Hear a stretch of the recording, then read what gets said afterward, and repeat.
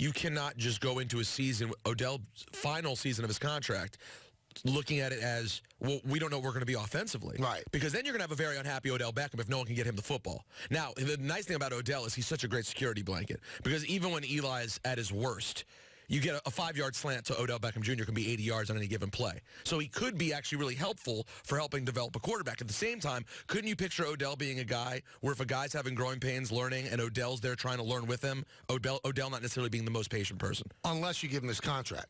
Now, Jordan Ronan, our buddy who covers the Giants for ESPN.com, said he does not believe that Odell Beckham Jr. will step on the field without a contract. He will not play for the $8 million next year.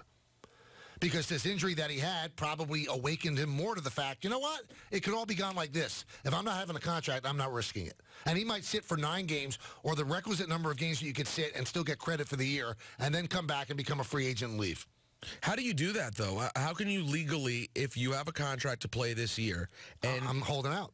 But you can hold out even in a non-contract year with no reason, just saying you want a new deal? I want a new deal. Because I hate it because I say you have to live up to the contract. But people will say NFL players, their careers are so short, it could end in a moment, their leg could snap.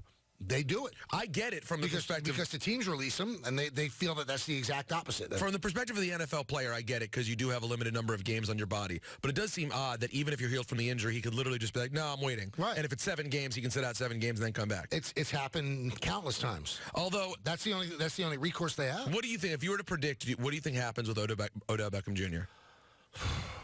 I think he will hold out.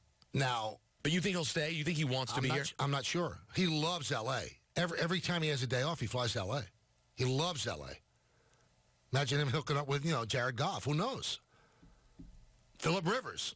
So I can't predict that. My gut feeling is you'd want to stay in New York, but it's such a small world now that you could still be a superstar in Cleveland. So, he doesn't necessarily need. He doesn't need to be a New York. He gets Giant. plenty of time in L.A. Right.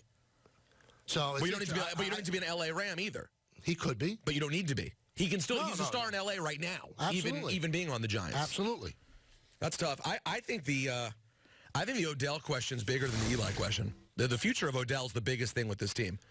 I think it's a very tough call because it seems like Gettleman is a no-nonsense guy who's not going to put up with, the guy faking, urinating in the end zone. I think he's going to instill discipline. I'm not sure that Odell Beckham Jr. is going to play that game because Odell Beckham Jr. is a guy who's very savvy. The people around him very savvy and is very aware of his brand and how everything he does affects his brand. And I think he's going to still continue to be he. That's who he is. You be you. But remember, it's been a long time since Odell got hurt. After the urinating in the end zone incident, do you remember that after that there was a moment between that and the injury in which we thought he handled himself? Like maybe there was it seemed like maybe he got it a little bit. Well, John Mara called him in, showed him a picture of the paper, right? Yeah, the fake urination. And he says, this is how you want to be remembered. There's a lot of kids that look up to you. Maybe that got to him. I don't know. But Odell is still a guy who's flamboyant. I mean, he's as great as can be as a receiver. He's flamboyant.